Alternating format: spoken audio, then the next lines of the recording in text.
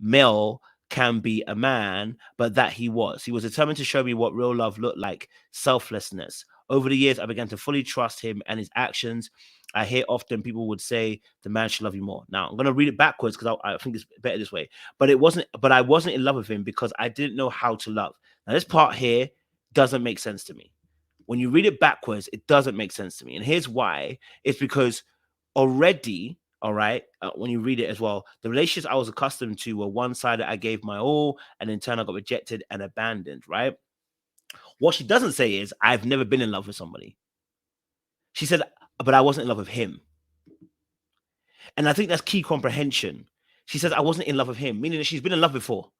It just wasn't with him. So, what was it that made you be able to be in love with those people, but you couldn't be in love with him?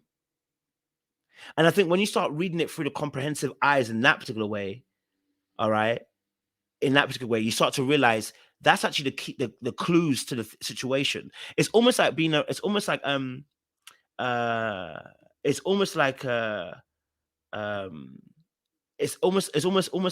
what would say is like, it's almost like when a guy, if you ask a brother, like, bro, your missus, what you saying, bro? Like, is she spicy? If the brother comes out and goes, well, bro, I don't care what anyone says. As for me, my wife, whether you think she's spicy or not, she's gonna be spicy to me. So my answer is gonna be, she's a baddie. Now you may look at it and be like, bro, if I give you an answer that says, well, bro, you know what, she's not conventionally. If I start going down that lane, I'm already losing. I'm already losing. For me, I'm sold. So when I get into love and I feel that somebody, I'm sold already. So I may know that this person's not the baddest bee. I mean, who has the baddest bee? That's subjective. But I'm saying to me, for me, that person will be the baddest bee to me. So when you ask me, is my girl spicy? Yes, she's spicy. And if you look at it and go, she's not, I'm gonna say, well, that's why she ain't for you, nigga. That's why she for me, because she's spicy to me. Okay, it's not meme. She's spicy to me. Okay, so I'm gonna declare that and let people know that this is the best, the baddest, and the most amazing woman that I have, because I declare it, because I believe that, and because that's what I've entered into. But when people start doing the hig, the hag, going round the mill with different kind of flowery complimentary language around it, it usually just says that you're trying to compensate for what really isn't there. Do you know what I mean? But I don't know what you saying, bro. Yeah, man. So I think the word usage, like you said, it's really backwards to me. If she had said something like, "Hey, I thought I knew how to love, but being in your presence, you've taught me the true way of loving," or something like that. If he showed you a different side of yourself, yeah, you can say that. But to say you've never loved at all, one, that's a red flag to be at that age to say you never loved at all. But again, you say that she didn't even say that. So what are you really saying? So you're being at that point at home, as far as you're not being attracted to the guy. He just really surprised you. You looked up and you see a guy that, okay, he shows some characteristics of a man you want to marry. That's it. But characteristics, like you said, is not enough for us. We want you to be all the way attracted to us, because there will be build up that resentment that you have in your partner, and no one wants to live that. Because, like I said before, not to saying that it's definite going to be a reason to leave, but it makes it easier to leave when you have, when you wake up and look at that man every day, and you don't smile, or it's hard for you to smile when you look at him. That's a problem. Come on, people. That's a problem. You can't sit there and be in a relationship where you have to squint your eyes and look at your husband. He's going to eventually catch on, like, you know what? Something's off. Something's definitely off. And when she had this conversation with him, I'm pretty sure she's had this conversation with friends, many friends, before even posting this. So a lot of people know this, dude. How do you think that makes your husband feel? You know? How do you think that makes him feel? He's not going to sit there and be like, well, she's pretty, so I'm going to stick around. Or, well, it's not that much responsibility, so I'll stick around. I'm sure these conversations usually happen later in relationships, where they want to come out and tell you, that you're not normally their cup of tea, normally their type, and ideally how someone would look. They tell you that further in, right? So when you get to a point where you like a jerk and you leave, and that's I think that's purposely done. Honestly, I think it's purposely done. But I think that that women have to really understand what they're doing when they do that. Like, if you're tired of the way men cheat, tired of the way men handle you or be around you or whatever the case is, and you're saying, okay, I'm gonna try something different. Try something different that you're also attracted to.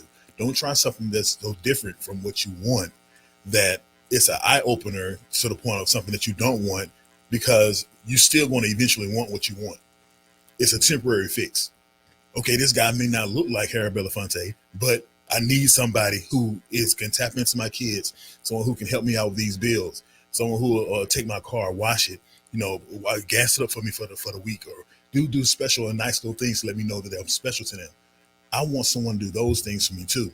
So it comes into a point of this part that I'm not happy with doesn't really matter because you do X, Y, and Z, everything else over here.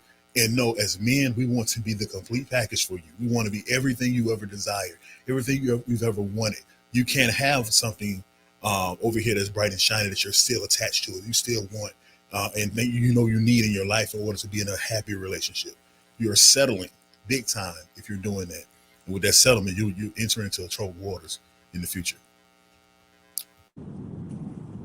Go for it, Sean.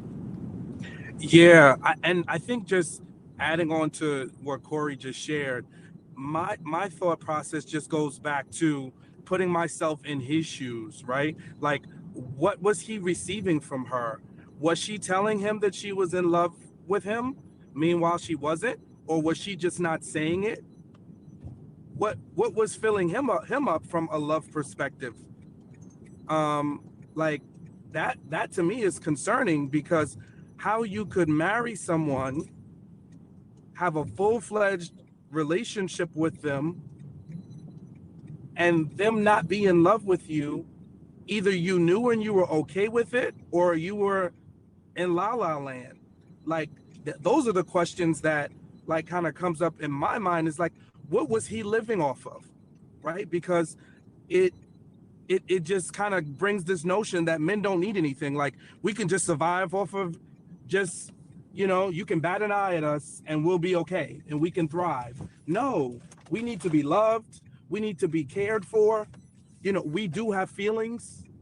And I'm just wondering, where was he in all of this? Because just like Corey was saying, a site like Black Love, which I like, and, I watch the show, but sometimes it sells a dream, right?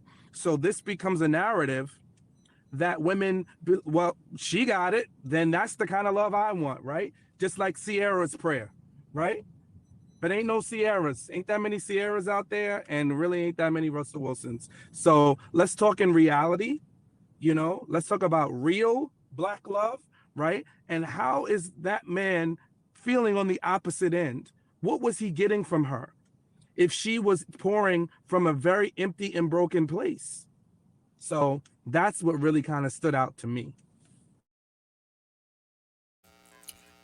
It really boils down to settling, because I think, honestly, if we're being honest with ourselves, everyone has an idea of how their potential husband or wife is going to look. And they always say that they're going to be attractive. No one has a mindset of, I'm going to marry someone who's not attractive to me, but I want them to cross out these boxes on this end. No one thinks like that. So when you're in a situation like this, this guy may very well be willing to take this hit. He's maybe willing to take this hit. Reason why? He's never had a woman this beautiful before. I never thought in my dreams that I could actually grab a woman this beautiful. Maybe that's all he needs. Maybe she's not adding or bringing anything to the table for him. We don't know that. She may very well be bringing a lot. I'm not saying she's not, but I'm saying that one thing's for sure, she's an attractive woman, to most. She'll be an attractive woman. So if she's an attractive woman, he has her by his side. He won in his sense. Hey, I got a baddie. I know how I look. Some men know how they look. The men being real with themselves. Hey, I know I'm not a 10. I know I may be a 6 or 7. Her saying this to me is not a big effect on me because I know I'm in that 6 or 7. No, you still have to have that thought process of, hey, I still want you to be attracted. If I'm a 3, there should be someone in this world that's attracted to me being a 3. Someone literally look at me and say, you know what, this guy's a cute 3, or he's a cute guy that's a 3. So I think it really boils down to what his mind is like. If they had this conversation beforehand and he was okay with it, I'm sure somewhere along the lines of this coming out now and other people knowing about it or talking about it, it's going to be a conversation again, and it's going to eventually get to him to the point where like, yo, that didn't don't sit right with me. You know, yeah, you're cute, you're a pretty girl. Yeah, we're married. You accepted when I asked you to marry me, and we're here now. But nah, man, it don't sit well with me that you don't look at me that way. So a lot can be said, man. It's a lot behind closed doors that we don't know about, but just on the surface, it seems a little shaky.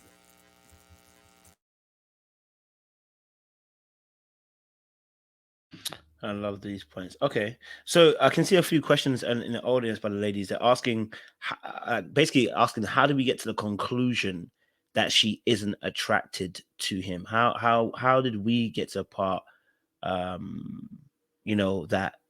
we're concluding that there is no attraction there? So I want to ask the boys, how do we get to that conclusion based upon that post? What was kind of the clues for yourselves that she wasn't necessarily attracted to him? What was the kind of clues to make it very plain?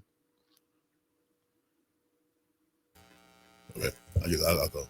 To me, it's the way she walked when she walked around in circles when she was saying about the things that she loved about him. You know, now I've seen posts from other women in relationships where they say their man is handsome. Look at my handsome man. He's so fine, or whatever the case is. That's the kind of energy you want your woman to give you. You know what I'm saying? The other stuff, the little trinkets about, what I do for you behind closed doors, take care of the kids and take care of bills and all that stuff, they don't necessarily need to be put out there for everybody to know about. That's not necessarily everybody's business. But if you're going to put me in your post, fine, cute, sexy, handsome, something along those lines would be appreciated. To be honest with you. And it's something for ladies who's out there who is dating someone who's willing to put them on their social media. Make sure you throw those words in there, because that's going to do something for him. It may not make him shoot to the moon, but it's going to do something for him. He's going to be feel more secure in the fact that you are attracted to him physically. So with this situation, what I get from her not being attracted to him is just the mere fact that she's talking about everything else that really doesn't really matter to the world.